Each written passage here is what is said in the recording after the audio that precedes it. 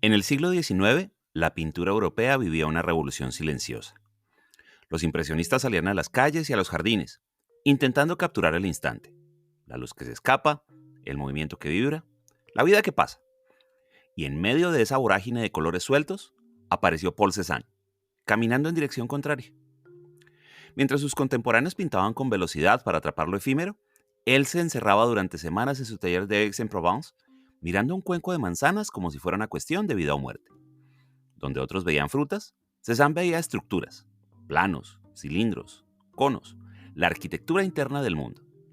Cada pincelada suya era densa, deliberada, obstinada. Él pintaba con la paciencia de quien construye una catedral y con la furia contenida de quien sabe que el tiempo es su enemigo. Era un hombre de contrastes, educado en un entorno burgués, pero rebelde a cualquier autoridad, tímido hasta la misantropía, pero capaz de discusiones feroces.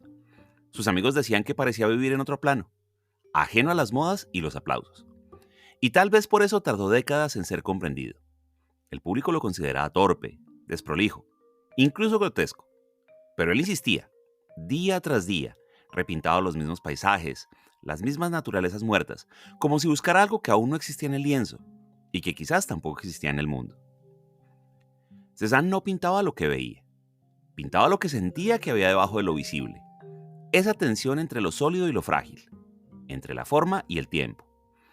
En esa obsesión por construir la pintura, abrió el camino para que Picasso, Matisse y Braque reinventaran el arte por completo.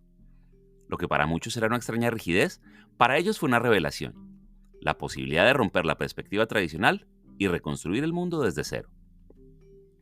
Hoy se le recuerda como el padre de la pintura moderna, pero en vida, Cézanne fue más bien un náufrago, alguien que avanzó a contracorriente, aislado y terco, convencido de que su misión no era complacer a su época, sino preparar el terreno para el futuro.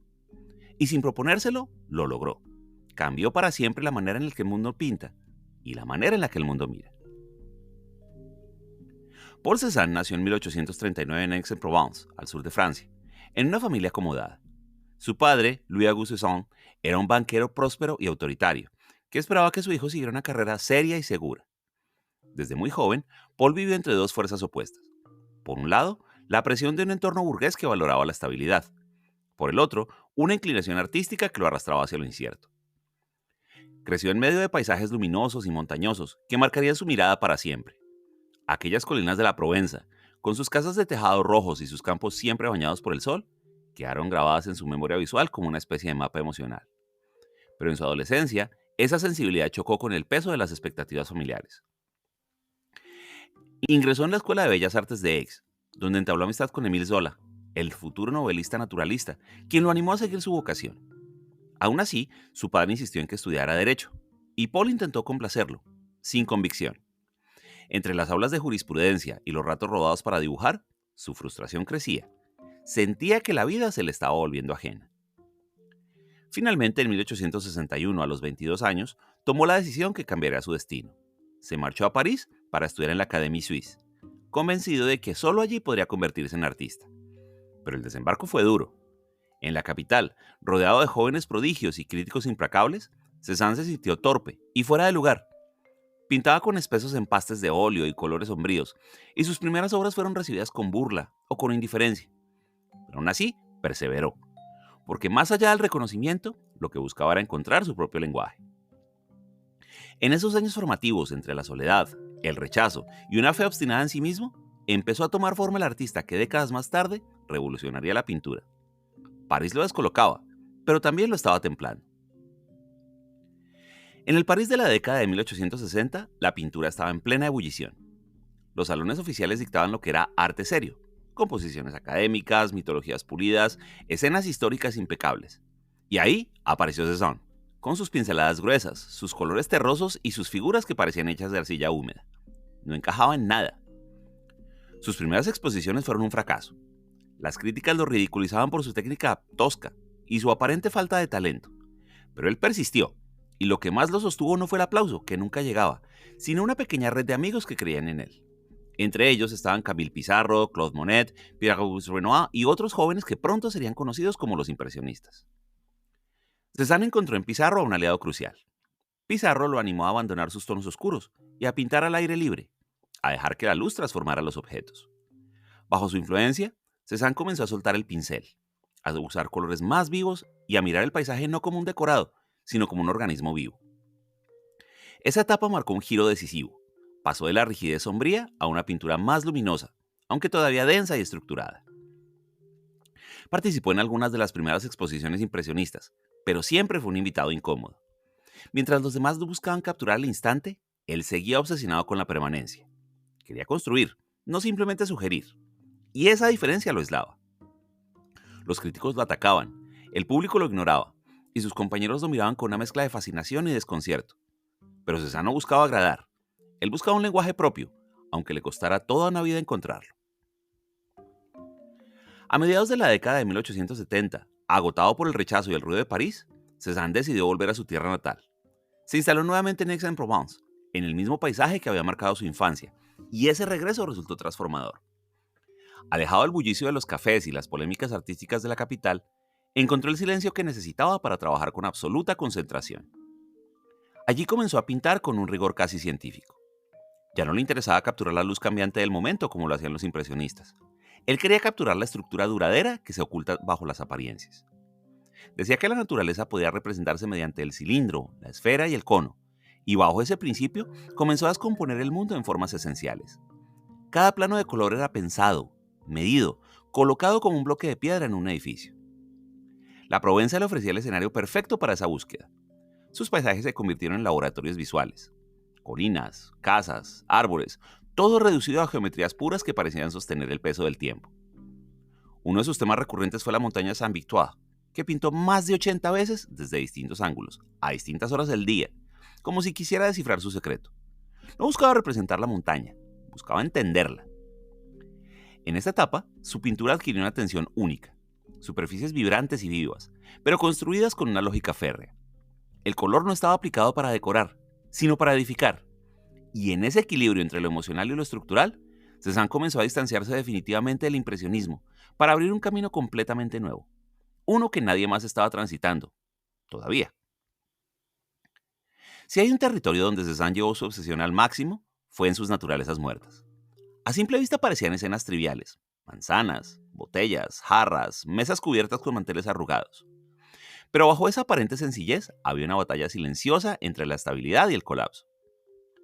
Cézanne no se limitaba a colocar objetos y a copiarlos. Los disponía como piezas de un rompecabezas en tensión.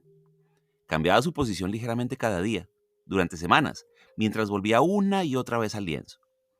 En sus cuadros, las botellas parecen a punto de caer, los platos se inclinan, las frutas vibran como si contuvieran un pulso interno. Nada está completamente quieto ni completamente estable. Es el tiempo, suspendido, pero latente, lo que le da vida a esas composiciones. Lo más radical era su manera de mirar.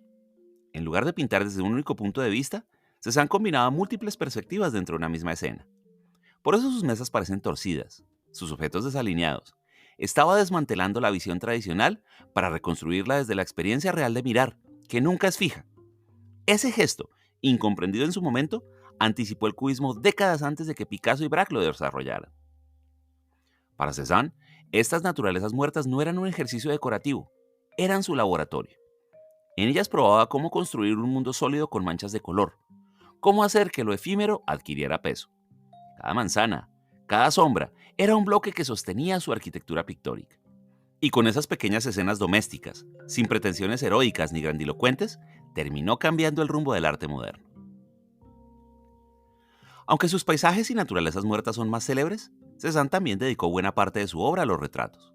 Y como todo en él, los abordó con una lógica completamente distinta a la de sus contemporáneos.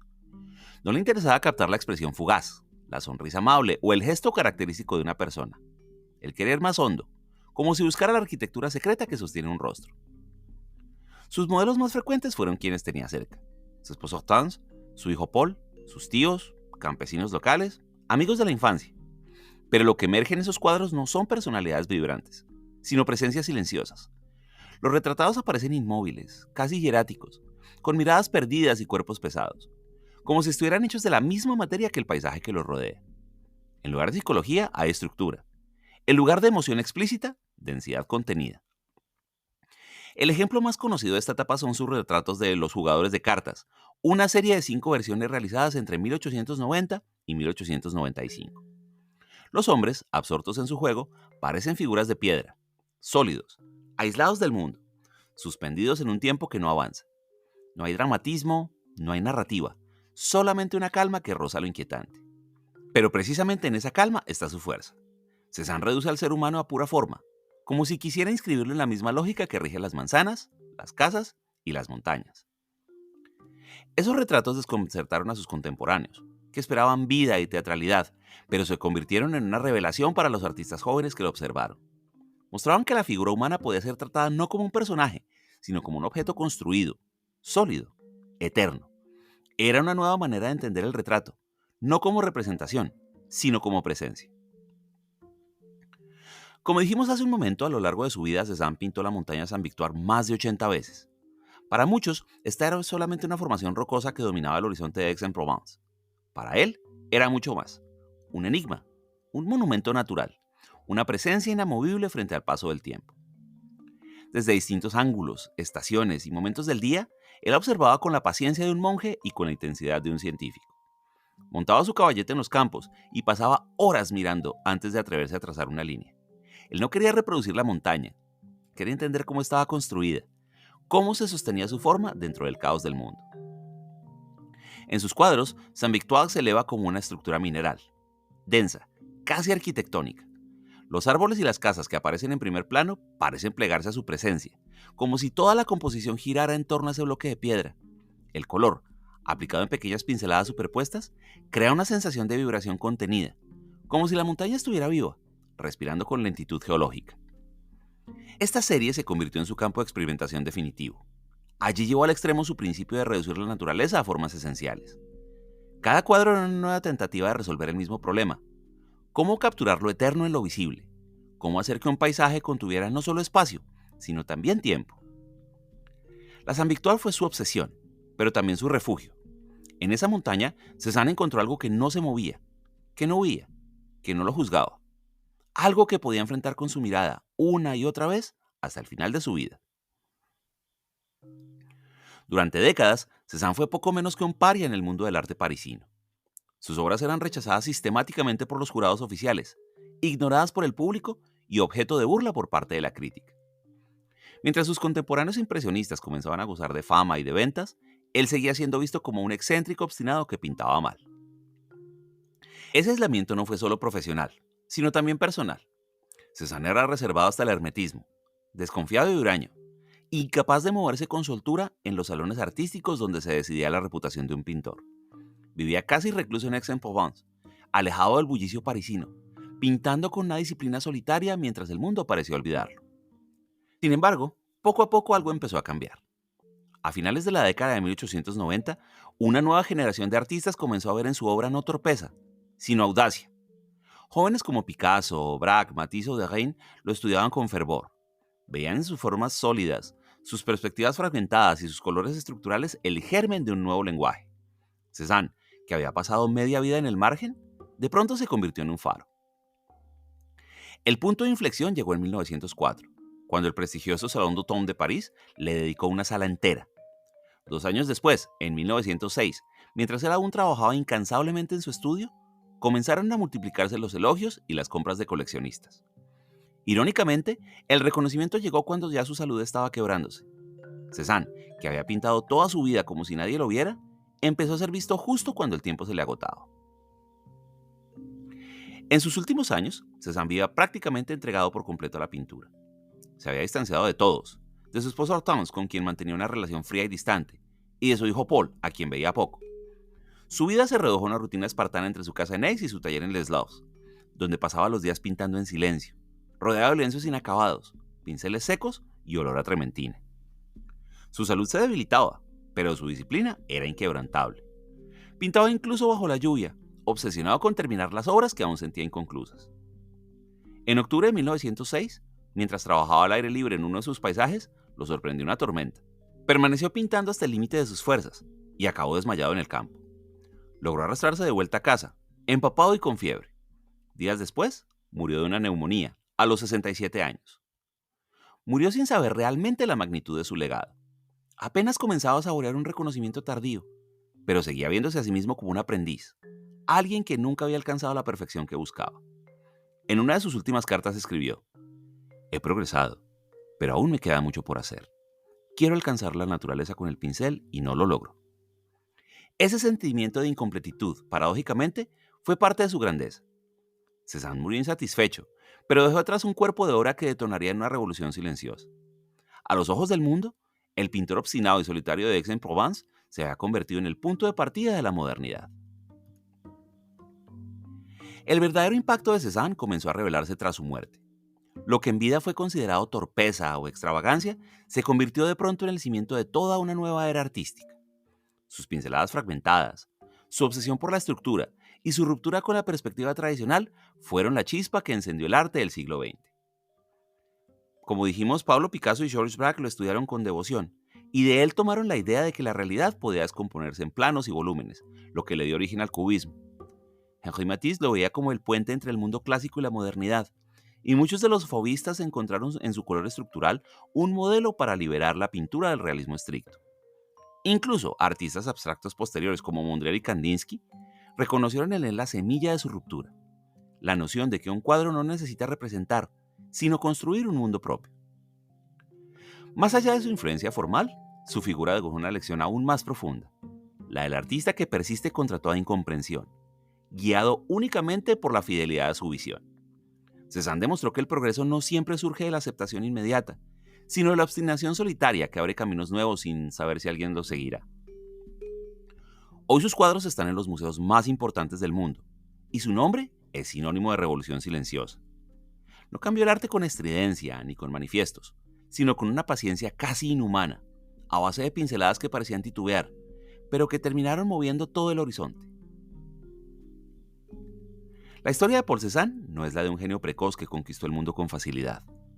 Es la historia de alguien que pasó gran parte de su vida en silencio, incomprendido, pintando contra la corriente con una determinación que rozaba la obstinación. Durante décadas soportó el ridículo, la indiferencia, el aislamiento, pero nunca dejó de trabajar. Y esa persistencia, casi dolorosa, fue la que terminó cambiándolo todo. Mientras sus contemporáneos perseguían el brillo fugaz del momento, él buscaba lo permanente. Mientras otros celebraban el movimiento, él se aferraba a la estructura. Cada cuadro suyo parece contener una calma pétrea, pero en realidad está hecho de tensiones invisibles.